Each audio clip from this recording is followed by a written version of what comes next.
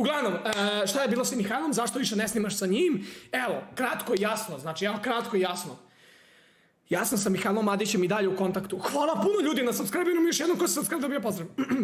Sve u svemu, ja sam i dalje u kontaktu sa Mihajlom Madićem, znači, jebi ga, ipak sam ja bio, brate, kod njih kući, ipak su mi jako lepo ugostili sve. Kako mi čuda glas! Uglavnom, video se broj, nije, brate moji.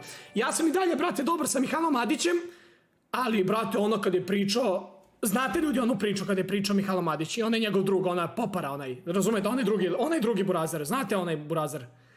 Kad su pričali tipa Simi, brate, nama ne daje pare, Simi ovo, Simi, razumeš, nam ništa nije kupio.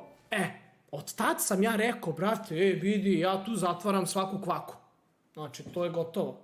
Ali, opet, brate, razumeš, i dalje sam dobar sa Mihajlom van streama. Znači, hoću da se čujem sa dečkom, hoću da mu pomognem i to je to.